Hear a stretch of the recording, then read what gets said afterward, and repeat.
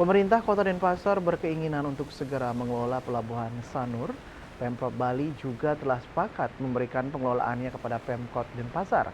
Dengan demikian, nantinya Pemkot lewat Dinas Perhubungan Kota Denpasar akan mengatur keberangkatan kapal sehingga tidak menimbulkan kemacetan di kawasan tersebut yang kerap dikeluhkan warga. Kepala Dinas Perhubungan Kota Denpasar Iketut Sriawan mengatakan Pemkot berkeinginan mengelola Pelabuhan Sanur dan target penyerahannya sebelum Hari Perhubungan 17 September tahun ini. Dirjen Perhubungan Laut berupaya agar Pemkot Denpasar segera mengelolanya sesuai regulasi yang berlaku. Setelah diberi kendali penuh pengelolaan pelabuhan di Subkota Denpasar akan mengatur keberangkatan kapal-kapal agar tidak menimbulkan kemacetan.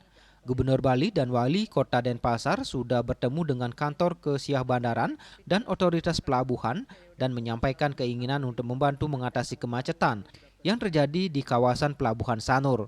Nantinya beberapa pelabuhan dan dermaga bisa diintegrasikan karena banyak jadwal perjalanan fastboat dari Denpasar dilakukan pada pagi hari. Dengan mengelola Pelabuhan Sanur, Pemkot Denpasar dapat mengatur keberangkatan dan kedatangan kapal sekaligus mengeksekusi sisi darat untuk mengatasi kemacetan.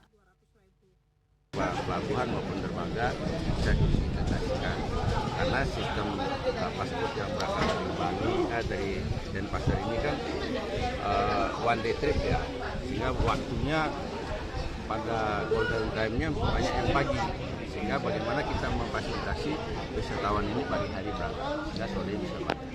Nah, ini dengan kita mengelola mudah-mudahan bisa kita atur keberangkatan dan kedatangan kapal dan sekaligus mengeksekusi sisi darat mengurangi kemacetan. Potensi penumpang Pelabuhan Sanur saat ini mencapai 7.000 orang per hari dan memberikan multiplier efek kepada desa adat dan masyarakat. Keberadaan pelabuhan membuat kawasan ekonomi di sana berkembang. Bahkan secara tata ruang, Sanur menjadi pengembangan kawasan berbasis simpul transportasi. Winate, Bali TV.